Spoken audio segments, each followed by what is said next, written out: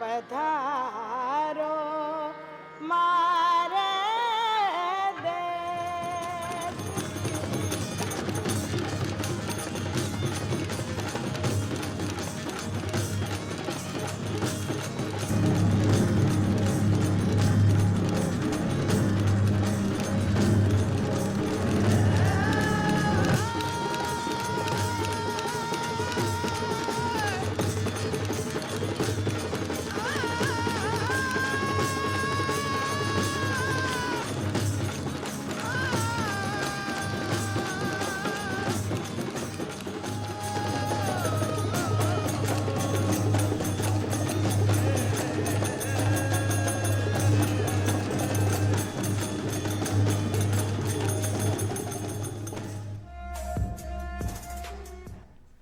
जय जय राजस्थान, अलबेलो राजस्थान। यज्ञ होगा तो मेघ होंगे, मेघ होंगे तो बारिश होगी, बारिश होगी तो अनाज होगा, अनाज होगा तो चूहे होंगे, चूहे होंगे तो मयूर होंगे, मयूर होंगे तो प्रकृति खिलखिलाएगी, प्रकृति होगी तो यज्ञ होंगे। जीवन का ये जो चक्र है भाया, ये अनवरत चलता रहता है। और जब इसके साथ मिल जाते हैं परिश्रम, कड़ी मेहनत, लगन, विश्वास और ईमानदारी के रंग, तो दुनिया में बदल जाता है हिंदुस्तान का ढंग। वाह। पूरी दुनिया में फैल जाती है हमारे तिरंगे की शान, जो है हम भारतीयों की पहचान। और गर्व के साथ हम कहते हैं जय जय राजस्थान, अलबेलो राजस्थान। देखिए क्या खूबसूरत बात कही है। और आज हमारी प्यारी जीजी अनीता प्रधान। Thank you. और ओछे मारो भाइयों अजहर। अच्छा जीजी अति चौकी बात की तो देखो मैं भी एक बात हूँ। हाँ। और चक्र है ना अँ चालतो रहे बिल्कुल। वो चक्र अँ ही रहेलो गतिमान। यदि तो प्रकृति बिखेरी लिया अपनी मुस्कान। बिल्कुल। और मुस्कुराता हुआ आपा भी कहीं के वाला जय जय राजस्थान, अलबेलो राजस्थान। लेकिन जीजी हाँ। वो मंच अलबेलो है। हाँ। और हमेशा कोई ना कोई अलबेली शख्सियत आपने का ना आवे। बिल्कुल आवे है ना। तो हाँ। आज भी एक अच्छी शख्सियत अपने सागे है। लेकिन लेकिन लेकिन देखो पहले मैं 4 लाइना सुनाऊं बाद में थाने आगे की बात बताऊं। चाल चाल कि सुना दे। यकीन री जमीन मेहनत रो आसमान।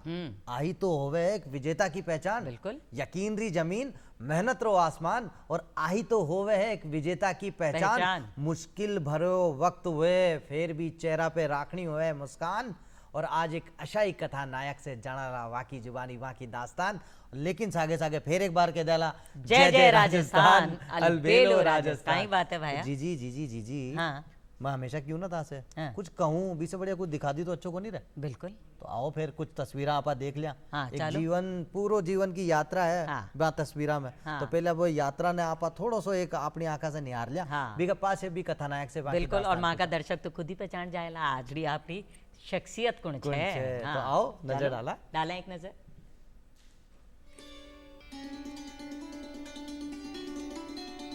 वाह।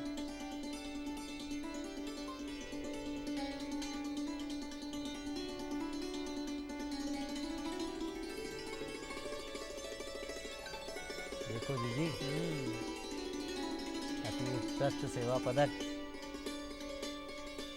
वो है सम्मान जो बढ़ा दे छे जिम्मेदारियां, पर कुछ नया कुछ अलग करबा को जज्बो भी पैदा कर दिए छे। बिल्कुल। और आज जीजी आप बड़ी खास बात है। हाँ। आज की शख्सियत देखो अब ते देख रहे होला और दर्शक पहचान का होला। बिल्कुल है ना? पहचान का बोला। और आज जो पहचान है मैं तो ये पहचान ने 4 शब्दों में समेटूं या हाँ। क्योंकि ये 4 स्तंभ है। और 4 स्तंभ का ही बार बताऊं देखो था ना। हाँ।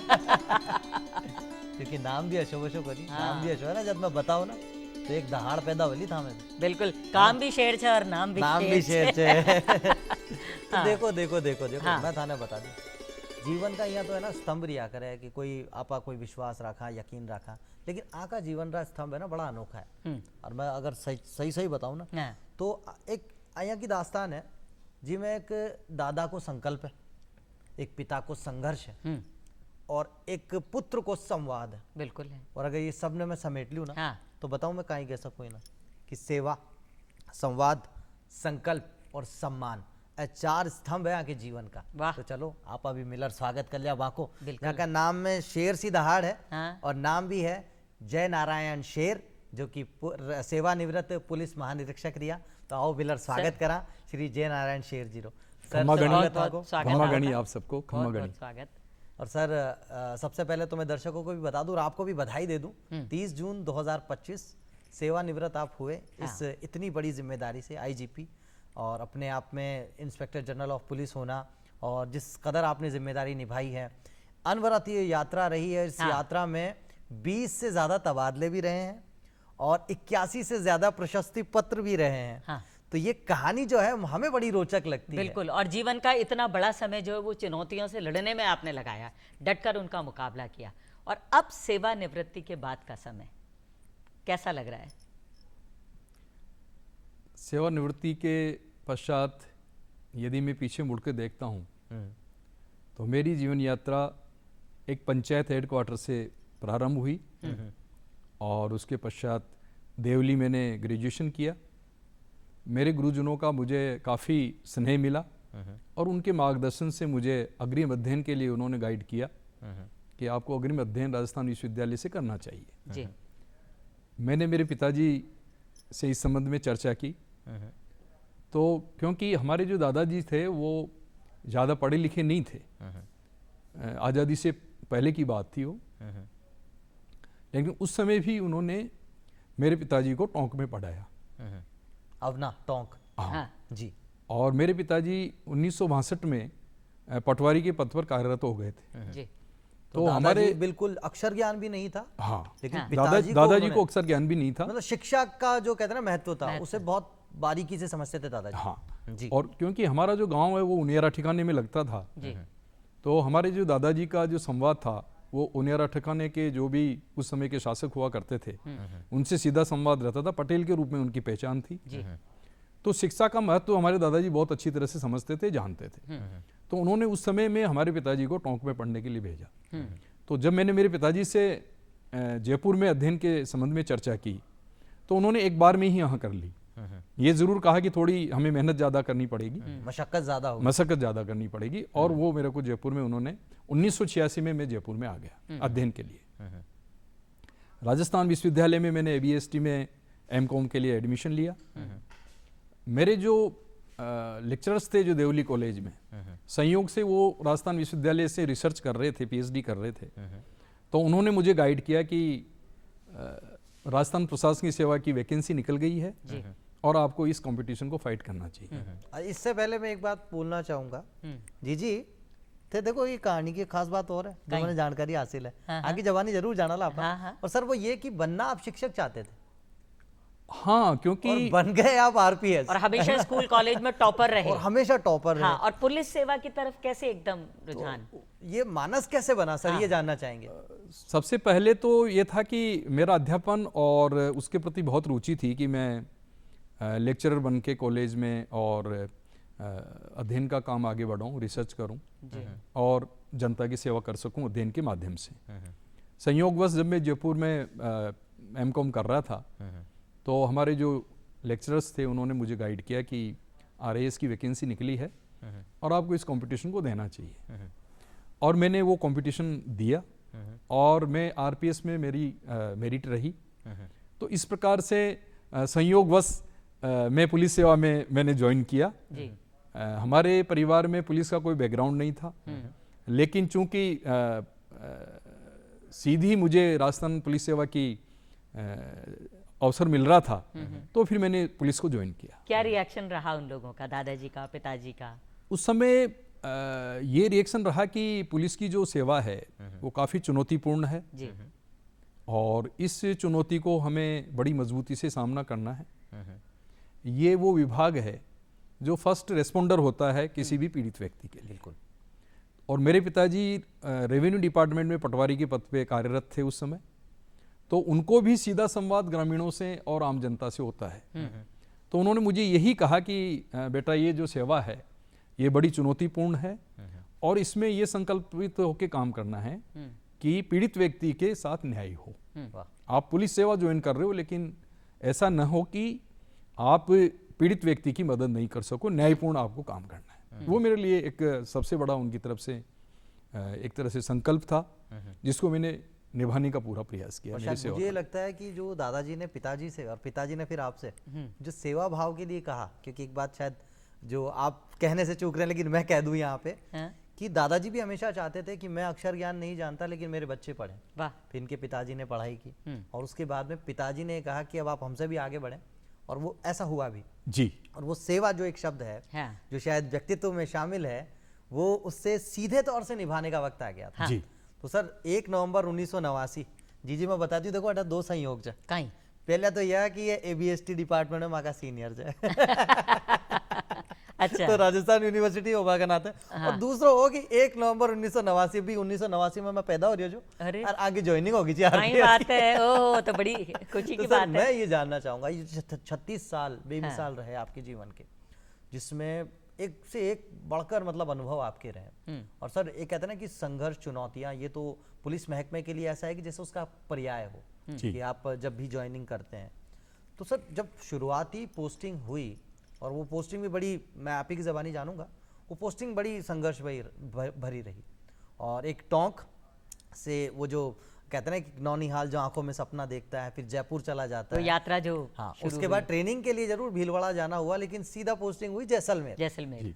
तो सर मुझे लगता है कि राजस्थान के कोने कोने में एक वो कहते हैं ना कि आपको जाने का अवसर मिला। तो पहली पोस्टिंग कितनी संघर्ष भरी थी, आपकी ज़बानी जानेंगे। मेरी जो पहली पोस्टिंग जैसलमेर में हुई जी, उस समय जो हमारा जो इंटरनेशनल बॉर्डर है पाकिस्तान के साथ, जी। उस पर फेंसिंग नहीं थी, पूरा बॉर्डर खुला हुआ था। और उस समय में सोना, चांदी, ड्रग्स, करेंसी, इसकी काफ़ी बड़ी मात्रा में तस्करी की संभावनाएं बनी रहती थी और तस्करी होती थी। खुला बॉर्डर था, तो वो एक बड़ी चुनौती थी कि राष्ट्र विरोधी ताकतों को हमारे देश में आने से रोका जाए, यहाँ पे किसी प्रकार की सबमर्सिव एक्टिविटीज़ नहीं हो, जी। और तस्करी के माध्यम से जो देश की अर्थव्यवस्था को प्रभावित करने का जो प्रयास पाकिस्तान करता है, उसको पूर्ण रूप से रोकने के प्रयास सभी एजेंसीज मिलकर करें। मेरी पहली पोस्टिंग थी पुलिस उप अधीक्षक जैसलमेर के रूप में। 400 किलोमीटर का बॉर्डर था, और उस चुनौती का सामना करने के लिए कमर कस के हमने काम किया। और सभी एजेंसीज जैसे कस्टम्स है, BSF है, आर्मी है, उनकी सबकी जो इंटेलिजेंस यूनिट है, उनसे भी हमने कोऑर्डिनेशन रखा, और उसके परिणाम स्वरूप हम काफ़ी हद तक काम करने में सफल रहे। वो मिलकर जो आगे बढ़ते हैं ना एक मुट्ठी की तरह, तो अपने आप चुनौतियों का सामना करने की हिम्मत खुद ब खुद मिल जाती है। और उस दौर का भाया, कोई ऐसा कोई खास नहीं, अनुभव? पण भाया हमारा जहन में एक सवाल आ रही है, पूछ लो। कि भी सरकार आगे आपा सुनिया शेर। शेर, हाँ, सिंह तो बहुत सुने पुलिस की पुलिस सेवा में आभा के बाद आपा शेर हुआ कि विरोधियां की छुट्टी कर देना, दुश्मना का बिल्कुल परखच्चे उड़ा देना, कि पहली से ही आपा शेर। देखिए, जिस प्रकार से सिंह होता है, हाँ। उसी प्रकार से शेर होता है। हाँ। तो शेर मेरा सरनेम है, जैसे सिंह सरनेम होता है, जी, जी। उसी प्रकार से शेर हमारा सरनेम है। लेकिन इस सरनेम की वजह से मुझे कई बार लोगों के द्वारा वास्तव में पूछा गया कि क्या ये आपका उपनाम है या आपको किसी ने प्रदान किया है। तो मैंने उनसे यही कहा कि ये मेरा सरनेम है, लेकिन मेरे लिए ये चुनौती भी है कि जिस प्रकार से शेर अपना काम करता है, उसी प्रकार से इसको चुनौती में लेते हुए मैं मेरा काम करता रहूं। क्या बात है बहुत, सर। तो बहुत, ये बहुत बढ़िया बात। मतलब नाम को पूरी तरह से सार्थक करते हैं। वो क्यों करते हैं, मैं एक खास अनुभव है, वो भी इनकी ज़बानी जानूंगा। वैसे जी कहते हैं ना कि आप पढ़ते हैं दूसरों के बारे में, और एक दौर फिर अगर ऐसा आ जाए कि अब आपके बारे में लोगों को पढ़ाया जाए, तो ये कैसा अनुभव होगा अपने आप में। एक किस्सा, या यूं कहूँ कि एक केस याद आता है, वो एक ब्लाइंड केस जो पाली का था, और वहाँ वो जो डकैती का केस था, और उसे पूरे पुलिस महकमे को आज पढ़ाया जाता है, न सिर्फ राजस्थान बल्कि शायद पूरे हिंदुस्तान में एक केस स्टडी की तरह उसे पढ़ाया जाता है। तो सर केस के बारे में तो ज़्यादा डिटेल नहीं जानेंगे, लेकिन ये ज़रूर जानना चाहेंगे कि वो कहते हैं कि इंटेलिजेंट होना, या कहते हैं ना कि बुद्धि तो सबके पास है, लेकिन उसका सही वक्त पे सही इस्तेमाल हो, ये कितना ज़रूरी हो जाता है। तो सर थोड़ा सा आपके बारे में जानना चाहेंगे, वो क्या किस्सा था। मैं पाली पुलिस अधीक्षक के पद पे कार्यरत था जी। उस समय बांसिया गांव है, तो वहाँ पर एक घटना हुई जिसमें रात्रि के समय डकैतों ने प्रवेश किया। किसान परिवार था, और उसके साथ बेरहमी से मारपीट करी, और उसके घर में सोना, चांदी, कैश जो भी था सब ले गए वो। तो एक तरह से ये बिल्कुल हमारे ब्लाइंड केस था, जिसको पुलिस की भाषा में ब्लाइंड केस कहते हैं। सभी लोगों के साथ बड़ी बेरहमी से मारपीट की गई थी, तो सेंसेशनल मामला बन गया था। काफ़ी बड़ी संख्या में ग्रामीण इकट्ठे हो गए थे और पुलिस अधीक्षक के रूप में मैं तुरंत मौके पर पहुंचा। हमारी पुलिस की टीम को हमने एक्टिवेट किया, सोर्स के माध्यम से हमने जो इंटेलिजेंस का कलेक्शन किया।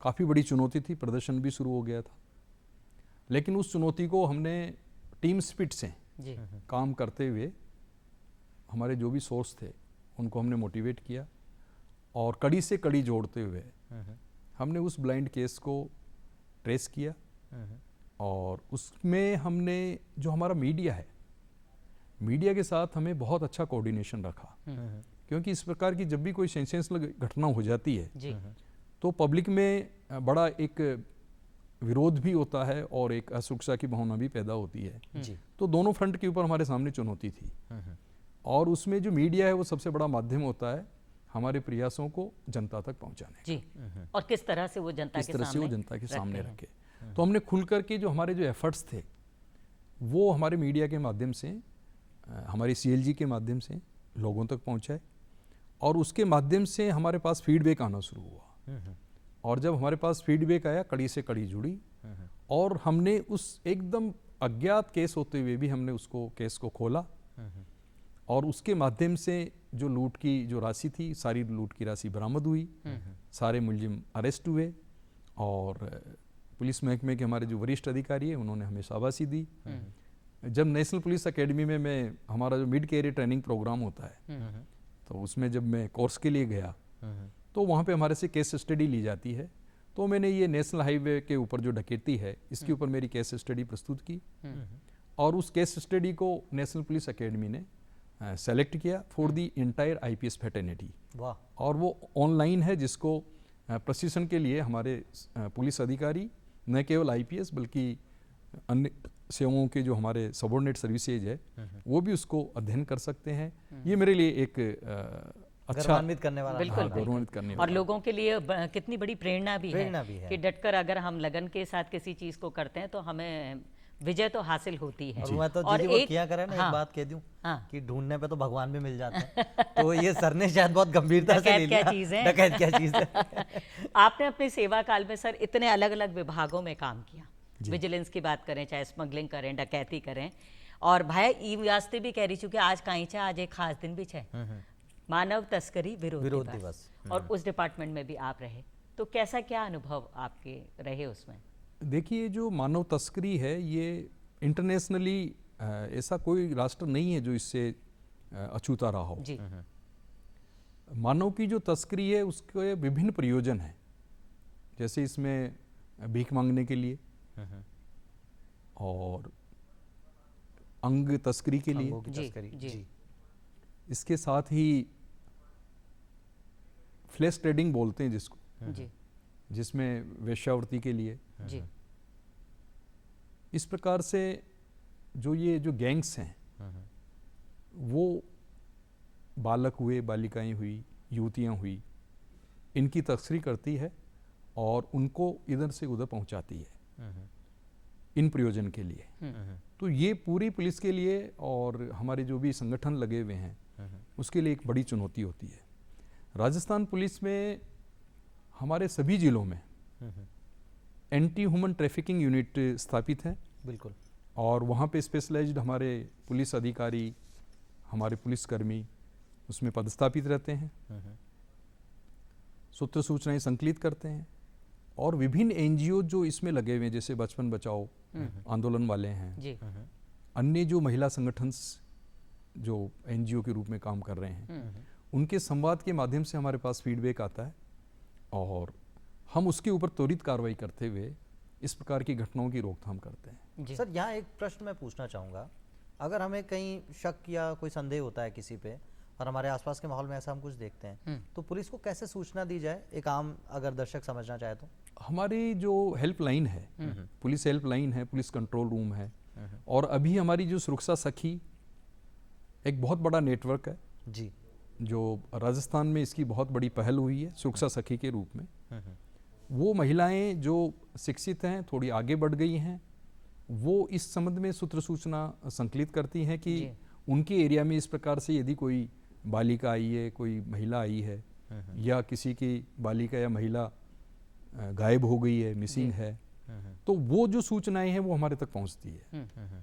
या कहीं पे संदिग्ध गतिविधियां होती हैं, चाहे वो होटल्स हो, चाहे ढाबा हो या क्लब हो, तो इन प्रकार की सूचनाओं को संकलित करके और फिर हमारे जो फील्ड यूनिट में जो हमारी क्राइम इंटेलिजेंस की यूनिट है वो उसको फिल्टर करती है और अधिकारियों तक उसको पहुंचाती है और फिर उसके ऊपर जो है हम त्वरित कार्रवाई करते हुए इनका पर्दाफाश करते तो हैं। भाया खैबा को मतलब हो कि पुलिस तो आप लोग काम करेली, तो हम लोग भी इस तरीके से जुड़कर, जो आम जनता है, आम दर्शक हैं, हम हैं, कोई भी इस तरीके से सहायता करके पुलिस में अपना योगदान दे सकते हैं। यानी सावधान भी रहना है, सतर्क भी रहना है और याद रखना है। देखिए ये एक ऐसा काम है जो हम आसपास में देखते हैं और इससे, जैसा कि सर भी बता रहे हैं, कोई राष्ट्र अछूता नहीं है, लेकिन आप सोच के देखिए कि किसी का शोषण अगर होता है हमारे आसपास या हो सकता है, उसे रोकने में अगर हमारी थोड़ी सी सतर्कता काम कर जाए तो आपको ज़रूर ये ध्यान रखना चाहिए। और हेल्पलाइन नंबर्स होते हैं, उन पे आपको सीधे तरीके से, जैसे कि महिला सुरक्षा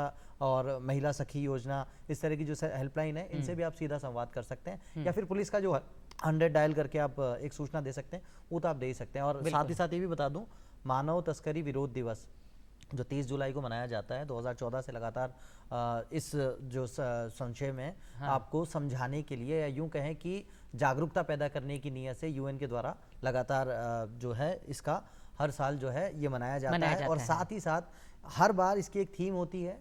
इस साल की जो थीम है वो है मानव तस्करी एक संगठित अपराध है, शोषण को हर हाल में रोकना होगा। तो बस यही आपको याद रखना है। और दर्शकों, जिन लोगों ने टीवी सेट देरी से खोला है, सभी को मैं बता दूं, आज की जो खास बातचीत चल रही है कि ऐसी कथानायक से चल रही है जिनके जीवन में बहुत सारी प्रेरणाएं हैं और उन प्रेरणाओं को आज आप और हम अपने अपने जीवन में उतारने वाले हैं। मैं बात कर रहा हूं जय नारायण शेर, सेवानिवृत्त पुलिस महानिरीक्षक साहब की। जय नारायण सर, अब आ जाते हैं, थोड़ा सा वापस टोंक लिए चलते हैं आपको ज़रा सा। और वो जो टॉपर एक बच्चा जो हमेशा कुछ ना कुछ करने की ललक अपनी आंखों में रखता था और पिताजी का सपना भी साकार करता था, लेकिन सर इन सब के बीच में आज एक आम दर्शक भी आपको जब देखता है, एक रोल मॉडल के रूप में देखता है, और अगर उस रोल मॉडल की बात की जाए तो आपके जो शुरुआती दौर में आपके स्वयं के रोल मॉडल कौन थे जिनकी तरह आप बनना चाहते थे? हाँ, जिनसे आपको प्रेरणा मिली आगे बढ़ने की। रोल मॉडल के रूप में यदि देखें तो मैं बाबा साहब अम्बेडकर को हमारे लिए रोल मॉडल के रूप में मानते हैं। जी। यदि हम बाबा साहब की जीवनी का अध्ययन करें तो जिन विपरीत परिस्थितियों में उन्होंने जो अध्ययन किया और अपने अध्ययन के माध्यम से पूरी देश और दुनिया को दिखाया कि यदि अवसर प्रदान हों तो किसी भी चुनौती का सामना किया जा सकता है और उसको सिद्ध भी किया जा सकता है। बाबा साहब ने सारे जो ऑड्स थे, चाहे वो जातिवाद का हो, चाहे वो गरीबी का हो, चाहे वो पिछड़ेपन का हो, उन सब परिस्थितियों के होते हुए भी उन्होंने केवल उसको सामने ही नहीं रखा, बल्कि उसके ऊपर काम करते हुए उन्होंने पूरी देश और दुनिया को ये बताया कि यदि हमें अवसर मिले तो हम किसी भी चुनौती को पार कर सकते हैं और अपने आप को सिद्ध कर सकते हैं। और बाबा साहब को जब मौका मिला तो उन्होंने हमारे देश का संविधान रचा, बिल्कुल, और उस संविधान के माध्यम से आज हमारा देश प्रगति के पथ पर है। बिल्कुल। तो मैंने हमेशा बाबा साहब को हमारा रोल मॉडल मानते हुए काम करने की कोशिश की कि पीड़ित कोई भी हो, किसी भी जाति का हो, किसी भी धर्म का हो, किसी भी स्टेटस का हो, हमारा काम है रूल ऑफ लॉ एस्टेब्लिश करना और उसके अनुरूप काम करके और न्याय की स्थापना करना। वाह, क्या बात और क्या खूबसूरत बात है कि धर्म व्यक्ति के लिए है, व्यक्ति धर्म के लिए नहीं। जी। और एक और बात, शिक्षा की जो बात कही ये देखिए, जाती जो है, स्वतंत्रता, समता, न्याय और भाईचारा सिखाए, वाह, वही है धर्म। सही बात है। वो और धर्म है। साथ ही साथ जी वो बात भी तो कही जाओ है ना, हाँ। कि शिक्षा वो शेरनी है, जो पिएगा उसका दूध वो जरूर दहाड़ेगा। बिल्कुल। तो ये हकीकत है। और आप तो बनना भी शिक्षक चाहते थे, अध्यापन की तरफ रुख करना चाहते थे, लेकिन संयोग ऐसा बना कि 36 साल जो ये बेमिसाल आपकी जिंदगी के रहे, और आप एक आरपीएस के रूप में आपकी जो नियुक्ति हुई, तो सर उसके बाद जब 2013 में आरपीएस से आईपीएस जो पदोन्नति हुई है, तो वो क्षण आप कैसे देखते हैं? और वो कितना, वो कहते हैं ना कि अब पद भी बढ़ रहा था तो जिम्मेदारियां भी, कैसे देखते हैं सर आप? निश्चित रूप से देखिए कि मैं 1989 में आरपीएस के रूप में सेलेक्ट हुआ था जी, और 1997 में मेरा अतिरिक्त पुलिस अधीक्षक के पद के ऊपर प्रमोशन हुआ। एक लंबे समय तक, करीब 16 वर्ष तक मैं अतिरिक्त पुलिस अधीक्षक के रूप में मैंने पूरे राजस्थान में करीब 15-16 जगह काम किया। हमारे जीवन में जब हम कहीं पर भी नई शुरुआत करते हैं तो हमारा कोई सपना होता है कि मेरे को आगे कहाँ तक जाने का प्रयास करना है जी। और उन प्रयासों के माध्यम से मैं किस चीज़ को हासिल कर सकता हूँ। तो राजस्थान पुलिस सेवा में जो हमारे ऑफिसर्स जो भी सिलेक्ट होते हैं, सबका एक सपना होता है कि मैं इस पद पे काम करते हुए आगे बढ़ूं और एक दिन मैं भारतीय पुलिस सेवा का अधिकारी बनूं और पूरे जिले की चुनौती, और उसके बाद में यदि और पदोन्नति होती है तो फिर पूरे राजस्थान की जो भी दायित्व सरकार दे उसके ऊपर अपने आप को खरा साबित कर सकूं। क्योंकि 16 वर्ष की मेरी अतिरिक्त पुलिस अधीक्षक की सेवा थी और एक बड़ी चुनौती थी।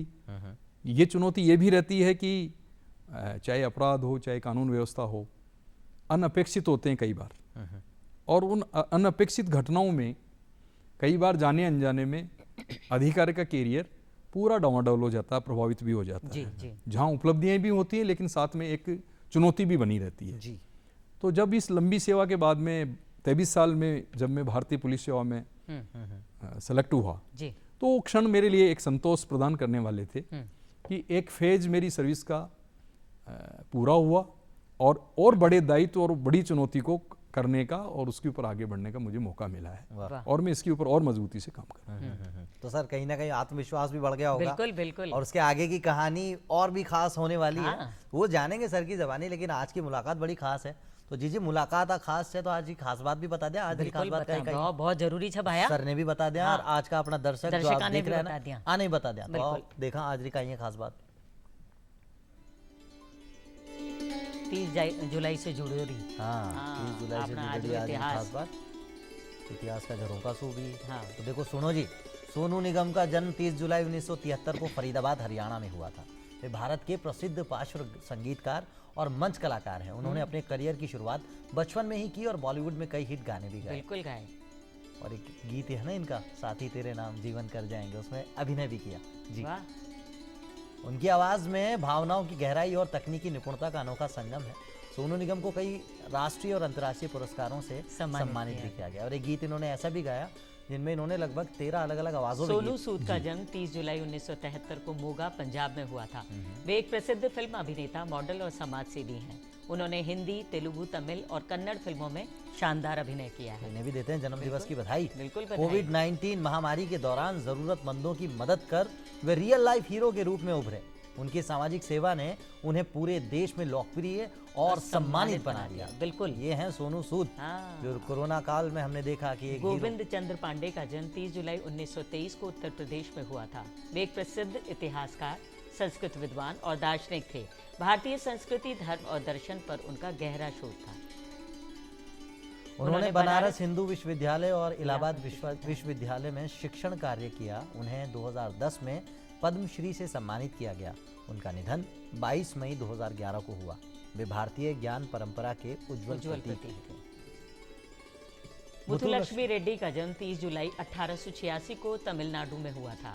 वे भारत की पहली महिला चिकित्सक थीं और समाज सुधार में अग्रणी भूमिका निभाई। क्या बात है जी। 1886 थे तो सुना रोल राज्य होगा। मुथुलक्ष्मी रेड्डी ने देवदासी प्रथा के खिलाफ संघर्ष किया और महिलाओं की शिक्षा व स्वास्थ्य सुधार के लिए कार्य किया।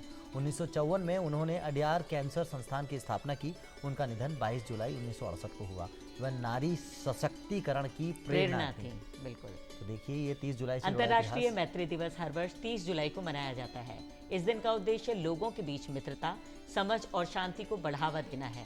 संयुक्त राष्ट्र ने इस दिन को मान्यता दी ताकि विभिन्न संस्कृति, देश और समुदायों के बीच सौहार्द और आपसी सहयोग को बल मिल सके। क्या बात यह है 30 जुलाई से जुड़ा इतिहास। तो मित्रता तो जरूर करनी चाहिए जरूरी इंसान को, अपने सपनों से भी और सेवा से भी। और दोस्ती एक ऐसा बंधन है जो जाति, धर्म, भाषा या सीमाओं से परे होता है और मानवता को जोड़ने का कार्य करता है। बहुत खूबसूरत। यूं कहूँ जो खून के रिश्ते हैं ये तो हमें तोहफतन मिल जाते हैं, लेकिन ये दोस्ती का रिश्ता विश्व मानव तस्करी विरोधी दिवस हर वर्ष 30 जुलाई को मनाया जाता है। ये दिन मानव तस्करी जैसे गंभीर अपराध के खिलाफ वैश्विक जागरूकता फैलाने और पीड़ितों के अधिकारों की रक्षा के उद्देश्य से मनाया जाता है। संयुक्त राष्ट्र द्वारा घोषित इस दिन की शुरुआत 2014 में हुई थी। और विश्व मानव तस्करी विरोध दिवस, इसके बारे में हमने अभी बात भी की थी और सबने इस पर बहुत अच्छे से प्रकाश भी डाला।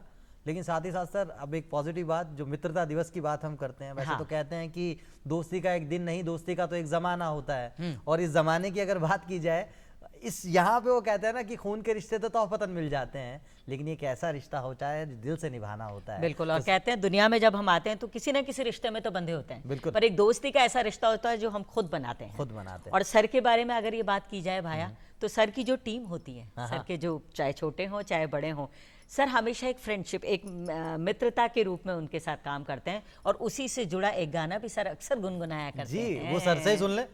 हाँ, सर से सुनते हैं। तो सर पहले वो गीत पे थोड़ा सा हम थोड़ी सी 2 लाइन, अगर वो जो साथियों को बढ़ाने की साथ बात लेकर होती चलने है, वाली बात। तो सर क्योंकि मैंने और सर मैं सबको दर्शकों को भी बता दूं कि देखिए पुलिसिंग का जो जॉब है ना, बहुत ज़्यादा हैक्टिक, बहुत ज़्यादा कहते हैं ना कि दिमाग को भी थका देता है, शरीर को भी थका देता है। हाँ। इस बीच में एक जो पुलिसकर्मी हाँ। या पुलिस अधिकारी है, हाँ। वो भी एक मानव ही है, वो भी एक मनुष्य है, वो भी एक इंसान, उनका भी अपना एक तरीका होता है। तो सर का जो तरीका है, थोड़ा सा म्यूजिक सुनने की जो सर को एक आदत है, मैं सही कह रहा हूँ सर? जी। तो उस सर, 2 म्यूजिक लाइन। की बात है तो सर 2 पंक्तियां हो जाए। साथी हाथ बढ़ाना, साथी हाथ बढ़ाना, एक अकेला थक जाएगा, मिलकर साथ निभाना, साथी हाथ बढ़ाना।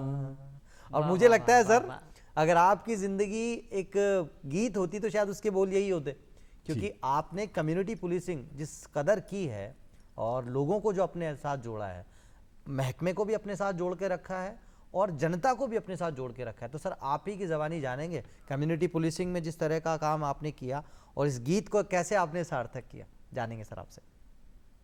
पुलिस की सेवा में आम जनता ने भी महसूस किया है, सरकार ने भी महसूस किया है, और किसी भी विभाग के जो संसाधन हैं जी, वो हमेशा हर व्यक्ति की ज़रूरत पूरा कर सके संभव नहीं होता है। जी। चुनौतियां रहती सरकार के सामने भी कि सब तरह से वो संसाधन सबको उपलब्ध कराए। पुलिस महकमे में भी बड़ी चुनौतियां रहती संसाधनों की, और सरकार उनको पूरा करने का भरसक प्रयास करती है। हमारा काम और डिफ़िकल्ट हो जाता है जब जिस प्रकार से कानून व्यवस्था है, सांप्रदायिक दंगे हैं, या कोई ऐसा ब्लाइंड केस जी। हो जाना है, नेचुरल कैलामिटीज है, इन सब के समग्र रूप में ये सामने आता है कि हमारे संसाधन कई बार कम नज़र आते हैं और कम प्रतीत होते हैं। तो इन संसाधनों को कैसे मल्टीफोल्ड किया जाए, और उसमें सबसे महत्वपूर्ण है कि हमें जनता का सहयोग मिले। जी।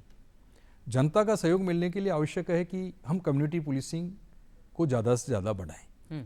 और राजस्थान में कम्युनिटी लाइजन ग्रुप, जिसको कि आप सब जानते हैं CLG के रूप में वो काफ़ी जी। फेमस है। जी, हमारे हर पुलिस स्टेशन पे CLG है, जिला हेडक्वार्टर के ऊपर जिला स्तरीय CLG है और राज्य स्तर के ऊपर राज्य स्तरीय CLG है। तो कम्युनिटी पुलिसिंग के माध्यम से जो चुनौतियां हैं, चाहे आपके सांप्रदायिक दंगे हों, चाहे आपके प्राकृतिक आपदा हो, या कोई अपराध घटित हो गया हो जिसमें कि सूत्र सूचना संकलन करना बड़ा डिफिकल्ट होता है। जी। तो जब हमारी समुदाय हमारे साथ जुड़ जाते हैं, एक विश्वासपूर्ण जब संबंध बन जाता है, हमारे बारे में जो समुदाय के जो पर्सन हैं उन तक यदि सही बात रहती है और जनता क्या महसूस कर रही है हमारे बारे में, देखिए कि यदि जनता से हमारा सीधा संवाद नहीं रहेगा तो हम क्या कर रहे हैं, हम अपने आप में खुद ही सोचते रहेंगे, लेकिन बिल्कुल। जनता हमारे बारे में क्या सोचती है, हाँ। जी, वो फीडबैक भी आपके पास समय समय पर सही तरीके से आना जाना लगा रहना बहुत जरूरी चाहिए। है, बिल्कुल। तो उसमें कम्युनिटी पुलिसिंग एक बहुत महत्वपूर्ण कारक है जो इसकी पूर्ति करता है। मैं आपको एक उदाहरण बताता हूं कि जब मैं IG जोधपुर रेंज था तो विपर्जॉय साइक्लोन का काफ़ी बड़ा फीडबैक था कि 2023, हाँ, और वो एक चुनौती थी कि ये राजस्थान के जो पाली, जालोर, सिरोही, बाड़मेर, इन जिलों को सीधा जद में है, गुजरात से होते हुए यहाँ आएंगे, और उसमें ये बड़ी चुनौती थी कि इतनी तेज़ बारिश होगी, इतना तेज़ तूफान आएगा कि जनजीवन को परेशान करेगा। हो सकता है कि आपकी लाइट डिस्टर्ब हो जाए, रोड टूट जाएं, और आम जनजीवन की जो आपूर्ति है बेसिक आवश्यकताओं की वो भी डिस्टर्ब हो जाए। जी। तो इस चुनौती को हमने ये लिया कि जब आपके रोड ब्रेक हो जाएं, या आपकी लाइट, आपकी पानी और आपके खाने पीने की जो वस्तुएं हैं उसकी आपूर्ति भी बाधित हो जाए, तो इसको निर्बाध रखने के लिए हमें कम्युनिटी पुलिसिंग का ही सहयोग लेना चाहिए जी। और एक जागरूकता भी जनता में इसके संबंध में हो। हाँ। क्योंकि कई बार जो सूचनाएं आती है उनको कई बार जनता उस रूप में नहीं लेती है कि हो सकता है ये तो सूचनाएं आती हैं, कई बार सही होती है, कई बार नहीं होती हैं, लेकिन हमें एक वातावरण बनाना था और जनता को तैयार करना था। तो मैंने पाली, जालोर, सिरोही, माउंट आबू, सांचौर, इन सब स्थानों पे भ्रमण करके और वहाँ पे जो हमारे CLG के सदस्य थे और जो भी NGO थे, जैसे ब्रह्म कुमारी संस्थान है माउंट आबू में, अन्य स्थानों पे जो पंचायत राज के जुड़े हुए जो सरपंच गण हैं और कम्युनिटी के जो प्रमुख लोग हैं, NGOs हैं, उन सबकी हमने मीटिंग्स ली और उस मीटिंग्स में हमने इस साइक्लोन के बारे में जागरूकता पैदा की और जागरूकता के साथ साथ हमने उनको ये कन्विंस किया कि इस प्रकार से यदि एडवर्स सिचुएशन होती है जिसमें यदि हमारी ये सारी सेवाएं अस्त व्यस्त हो जाती हैं, तो एक जो आम जनजीवन है उसको किस प्रकार से निर्बाध रखें और आम जनता को किस प्रकार से इस परेशानी में मदद कर सकें जी। तो उसमें खुलकर के हमारे जो NGOs हैं, हमारे जो व्यापार मंडल हैं, हमारे विभिन्न जो धार्मिक संगठन हैं, उन सब ने बढ़कर के सहयोग किया और मुझे बताते हुए फ़ख्र महसूस होता है कि जब ये साइक्लोन आया तो वास्तव में इतनी भारी बारिश हुई कि काफ़ी बड़ी संख्या में जनहानि हो सकती थी यदि हम सचेत नहीं करते और हमने इस परेशानी का मुकाबला किया और किसी भी प्रकार से कोई बड़ी जनहानि नहीं हुई, कोई सेवाएं निर्बाध रूप से मतलब बाधित नहीं हुई, निर्बाध रूप से चलती रही। मैं उसमें एक चीज़ जोड़ता हूँ कि हमने ये भी डिस्कशन में कहा कि जो एक्सपेक्टेड जो डिलीवरी डेट होती है महिलाओं की, तो ऐसी स्थिति में वो डिस्टर्ब हो जाएगा जब आपका रोड डिस्टर्ब हो गया, एम्बुलेंस नहीं पहुंच पा रही है, तो ऐसी स्थिति में उन महिलाओं के साथ कोई सी भी घटना घटित हो सकती है। जी, जी, तो हमने जो विभिन्न NGOs, प्राइवेट हॉस्पिटल्स और इनसे हमने संपर्क किया और उनको हमने तैयार किया कि आप ऐसे जो पॉकेट्स है जहाँ पे रोड टूट जाता है वहाँ पे आपकी एम्बुलेंस और ट्रेंड स्टाफ को रखें। और ऐसी एक घटना भी हुई कि जब एक महिला के डिलीवरी एक्सेप्टेड थी और वहाँ रास्ता डिस्टर्ब हो गया था, लेकिन चूंकि हमारी एम्बुलेंस वगैरह वहाँ पे थी तो उन्होंने जाकर के और उसकी सुरक्षित तरीके से उसकी डिलीवरी अपनी तैयारी पूरी थी। और उन लोगों ने फिर हमारे को धन्यवाद भी दिया कि पुलिस और प्रशासन ने मिलकर के जो इस प्रकार से कम्युनिटी पुलिसिंग के माध्यम से जो काम किया उससे हमारे किसी भी प्रकार की आपदा का हम सामना कर पाए। यानी संवाद का क्या असर हो सकता है। हाँ, जागरूकता बहुत जरूरी है भाया। बिल्कुल। सर, आपने अपने सेवा काल में इतनी चुनौतियां देखी, उनका मुकाबला किया, क्या कोई ऐसा केस, कोई ऐसी मतलब कोई घटना आपको झकझोर देती है जिसने आपको शारीरिक और मानसिक तौर पर बहुत मतलब हिला दिया हो? ये भी मेरा IG रेंज जोधपुर के पद पे काम कर रहा था मैं जी। तो ओसिया पुलिस स्टेशन के एरिया में एक चिराई विलेज है, वहाँ पे अचानक ही हमें सूचना मिलती है कि वहाँ पे बहुत बड़ी गंभीर घटना हो गई है और 4 लोगों की हत्या हो गई है और इसके साथ ही उस घर में आग भी लगा दी गई है और किसी का पता भी नहीं है कि किसने किया है। तो मेरे पुलिस अधीक्षक श्री धर्मेंद्र सिंह, जोधपुर ग्रामीण SP और मैंने तुरंत वहाँ पे रश किया, वहाँ पर पहुँचे और मैं फिर कहता हूँ कि जो कम्युनिटी पुलिसिंग है उसको इस केस को सोल्व करने में हमें बहुत बड़ी मदद मिली। हमने जब वहाँ पे देखा कि ये किसान परिवार है और इस किसान परिवार के सभी सदस्यों को जो भी उस दिन उस घर में मौजूद थे सबकी बड़ी बेरहमी से हत्या कर दी गई है और हत्या करने के साथ ही उसके घर में भी आग लगा दी गई है, तो ये कैसे संभव हो सकता है कि ये कोई बहुत बड़ा किसी अपराध से जुड़ा हुआ व्यक्ति नहीं है, बहुत बड़ी संपत्ति का मालिक भी नहीं है, किसी प्रकार का इसका अन्य कोई कारण भी नहीं है जिससे कि विवाद हो। तो ये एक चुनौती थी कि अब इस केस को हम कैसे ट्रेस करेंगे, क्योंकि 4 हत्याएं हुई थी और एरिया में सेंसेशनल मामला बन गया था, तो काफ़ी बड़ी संख्या में ग्रामीण, राजनेता, दूसरे लोग, सब लोग वहाँ पे आ गए थे और कई बार उसको राजनीतिक रंग देने का प्रयास भी किया जाता है ऐसे अवसर पे। तो कुछ लोगों ने ये भी प्रयास किया कि प्रदर्शन किया जाए, लेकिन हमने धैर्य रखा और हमारी कम्युनिटी पुलिसिंग के माध्यम से उस परिवार की जो भी बैकग्राउंड है, हिस्ट्री है, डिस्प्यूट्स है, उसके बारे में जब हमने जानकारी कलेक्ट करी तो ये सामने आया कि एक भाई के संतान नहीं है और बाकी जो 2 भाई हैं उनके संतान हैं। एक भाई के ज़्यादा परिवार में बच्चे हैं, एक के कम हैं। तो वो जो लैंड जो जिस भाई के संतान नहीं है, जिसकी शादी भी नहीं हुई थी, उस लैंड को कौन से भाई को किस प्रकार से बांटा जाए। और वो जो बिना संतान वाला जो व्यक्ति था वो उसमें से एक भाई के बेटे को गोद लेना चाह रहा था। तो दूसरे भाई के जो बच्चे हैं उनको और उसके पिता को ये स्वीकार नहीं था। हाँ, तो उनके दिमाग में आया कि भाई ये चीज़ ये गलत कर रहा, जो जिसकी संतान नहीं को अकेले को कैसे दे सकता है। और फिर कुछ इनके आपसी विवाद भी थे भाइयों में, परिवार के जो मनमुटाव थे, बंटवारे को वो लेकर जाते किया हैं। और जी। सफलतापूर्वक जो एक न्याय की जो हम बात करते हैं वो न्याय व्यवस्था। और उसमें आप देखेंगे कि उसमें 6-7 महीने की जो बालिका थी उसको भी उन्होंने जला दिया था आग लगा करके। तो ये बड़ा झकझोर देने वाली घटना थी। और उसमें जब हमने मुलजिम को पकड़ा तो ये बात सामने आई कि ये बंटवारे का मामला था। और जब हमने संवेदना दिखाते हुए जब मुलजिम को पकड़ा और जब तो हमने परिवार में कई बार ये जो चीजें हो जाती तो जब हैं, मन हमने को अंदर पूछा, तक झकझोर कर देती हैं। जब हमने पूछा कि भाई हाँ। ये आपके दादा, आपके चाचा ताऊ, हाँ। इन्होंने आपको स्नेह दिया होगा, आपको प्यार से विभिन्न अवसर के ऊपर आपकी मदद की होगी, हाँ। तो आपने ऐसा जघन्य अपराध करते हुए एक बार भी नहीं सोचा जी, कि आप अपनी ताई को कैसे मार रहे हो, अपने ताऊ को कैसे मार सर। रहे और हो। ये समझना भी चाहिए, पारिवारिक मूल्यों को भी समझना चाहिए बहुत जरूरी और है। ये ज़रूरी भी है। और आपकी ज़बानी सर लोगों ने समझा भी होगा डेफिनेटली। सर मैं यहाँ आपसे जानना चाहूँगा, इस आपके जीवन की यात्रा में कई यात्रा विदेश की भी रही, बिल्कुल। इनमें लंदन और कैम्ब्रिज यूनिवर्सिटी की अगर बात की जाए, हाँ। सर उनका कितना आपको मतलब लगता है कि इस पुलिसिंग में सहायता आपको मिली है, क्या कहना चाहेंगे? जब हमारा MCTP जो मिड कैरियर ट्रेनिंग प्रोग्राम होता है तो national police academy NPA Hyderabad के माध्यम से होता है, वो सीनियर ऑफिसर्स के लिए कंपलसरी होता है। तो उस कोर्स में मुझे भी भाग लेने का मौका मिला। और हमारा जो ये कोर्स था वो कैम्ब्रिज यूनिवर्सिटी के माध्यम से था। और इस कोर्स के माध्यम से मुझे लंदन जाने का मौका मिला, कैम्ब्रिज जाने का मौका मिला। और वहाँ की जो पुलिसिंग है उसको हमने काफ़ी नज़दीक से देखा कि किस प्रकार से उनकी पेट्रोलिंग सिस्टम है, किस प्रकार से उनका क्राइम को वो डील करते हैं। और एक बात जो वहाँ पे सबसे बड़ी हमने महसूस की कि वहाँ पे बहुत ज़्यादा रैंक्स में प्रोटोकॉल नहीं है, रेस्पेक्ट है, रिगार्ड है, लेकिन वो दिखावटी वाला नहीं है। वो एक टीम स्पिरिट उसमें ज़्यादा है, ये मैंने महसूस किया। वहाँ पे जो कांस्टेबलरी से लेकर के जो ऊपर तक के अधिकारी है वो चीफ कांस्टेबल कहलाते हैं, वहाँ पे जो DGP हैं वो चीफ कांस्टेबल्स कहलाते हैं। और कम्युनिटी के माध्यम से उनका सिलेक्शन होता है जी। चीफ कांस्टेबल का। जी। जो वहाँ पे यूनिट्स बनी हुई है वो फीडबैक देती हैं कि किसको हम जो है चीफ कांस्टेबल के पद पे लाएं।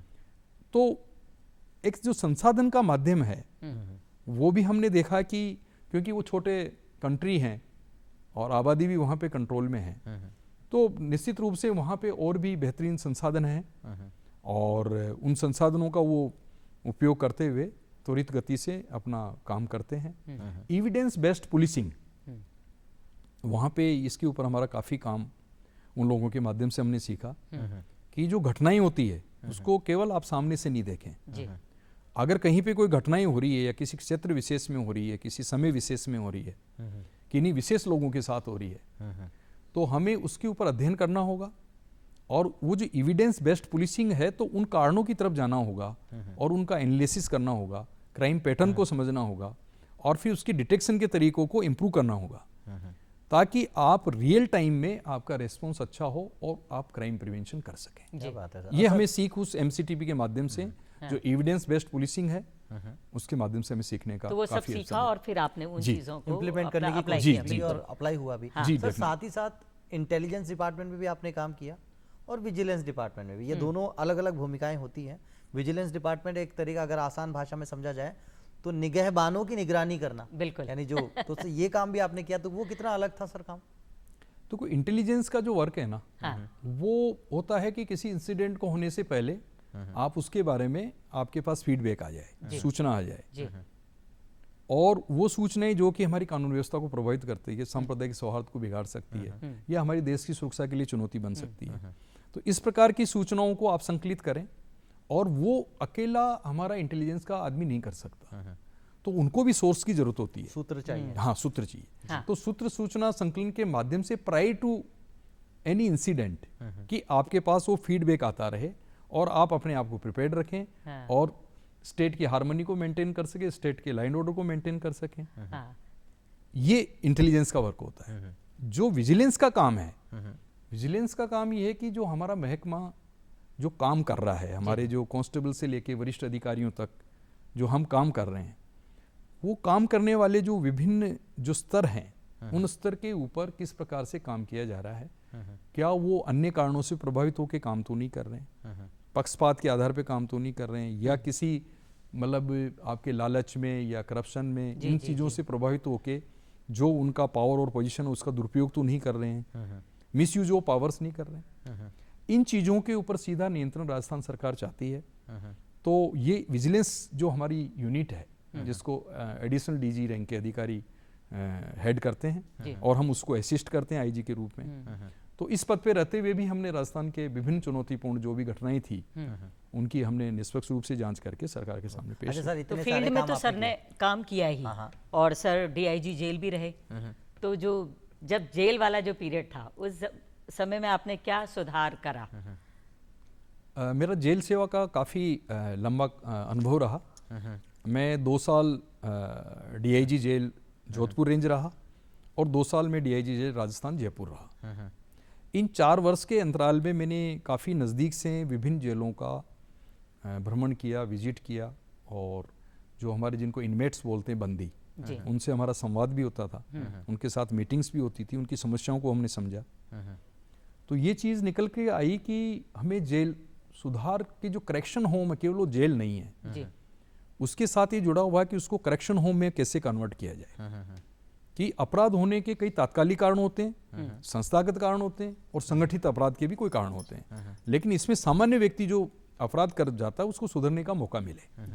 तो हमने जेलों की स्टडी करके जो राज्य सरकार तक हमारे जो प्रस्ताव थे वो भेजे, जिसके माध्यम से उनकी रहने की व्यवस्था है, खाने पीने की व्यवस्था है, स्वास्थ्य की व्यवस्था अति है। चौकी चौकी बातें हो रही है, तो अपने युवाओं के लिए भी कहीं संदेश तो सर को बने चाहिए। बिल्कुल ले लिया संदेश। हाँ। सर क्या कहना चाहेंगे जो लोग, संक्षिप्त में कोई क्योंकि संदेश मैं युवाओं बता के दूं लिए? लोगों को, पहले 2014 में राष्ट्रपति पुलिस पदक आपको मिला, हाँ। और उसके साथ साथ 2022 में अति उत्कृष्ट सेवा पदक, जो इतनी आसानी से मिलता नहीं, वो भी आपको मिला। तो सर ये जब पदक आपको मिल जाते हैं, तो इस पद पे आने के बाद, सेवानिवृत्ति के बाद, आज के युवाओं से क्या आप अनुरोध करना चाहेंगे जो पुलिस विभाग को ज्वाइन करना चाहते हैं? संक्षिप्त में कहें सर, समय का थोड़ा सा हाँ अभाव है। बिल्कुल। मैं ये बताना चाहूँगा कि रास्ता आप खुद चुनते हैं, तो उस रास्ते को जब आपने चुना है तो उस रास्ते पे आने वाली सारी चुनौतियाँ आपकी हैं, उसके परिणाम भी आपके हैं। और मैं युवाओं से यही कहना चाहूँगा कि नशे की प्रवृत्ति से दूर रहें, और जो भी चैलेंजेज है उसमें आप कोई शॉर्टकट नहीं ढूंढें।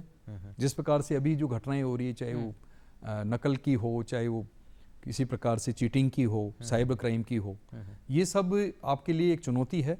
आप इनसे बचें और अपना फोकस रखें कि आपके पीछे परिवार है, आपके पीछे दायित्व है, जिम्मेदारियां हैं, और एक युवा के रूप में आप अपने दायित्व को निभाने का प्रयास करें, कठोर परिश्रम करें, निश्चित रूप से आपकी सफलता मिलेगी। क्या बात है। तो ये मैंने कहीं सुना भी था आपको एक इंटरव्यू में, कहते हैं कि जो भी काम है उसे अपने समय पर पूरा कर दीजिए तो चीज़ें काफ़ी आसान हो जाएंगी। तो आज का युवा बहुत कुछ आपसे हासिल करेगा, लेकिन सर वक्त अभी हमें इजाज़त नहीं दे रहा, लेकिन फिर भी वक्त से थोड़ा से लम्हे हम चुरा लेते हैं और एक अलबेलो अंदाज जो हमारे अतिथियों के साथ हम यहाँ पर खेलते हैं। सर कुछ प्रश्न होंगे, जल्दी जल्दी में एक एक शब्द में आपको उनका जवाब देना है। तो जी करा शुरुआत। बिल्कुल, चालू तो कर दो। सबसे पहले सर एक शब्द में आपके लिए पुलिसिंग क्या है? Policing rule of law, justice to all. जीवन का मूल मंत्र? जीवन का मूल मंत्र कोई शॉर्टकट नहीं, कठोर परिश्रम और लक्ष्य पे नजर। वाह। और सबसे कठिन पोस्टिंग आपकी? कोई पोस्टिंग मुझे कठिन नहीं लगी, चैलेंजेज है उसका सामना किया और आगे बढ़ता रहा। सर पुलिस ऑफिसर टीचर ना होते तो क्या होते? पुलिस ऑफिसर और टीचर नहीं होता तो निश्चित रूप से फिर मैं किसी एनजीओ के माध्यम से जो आम जनता है, जो शिक्षा के क्षेत्र में, जैसे बाबा साहब ने कहा कि शिक्षित बनो, संगठित रहो और फिर संघर्ष करो, वाह वाह वाह। तो शिक्षा के क्षेत्र में और मैं डेफिनेटली कोई न कोई काम करता। हाँ। अच्छा सर, अगर जीवन एक किताब होती तो उस किताब का शीर्षक क्या होता?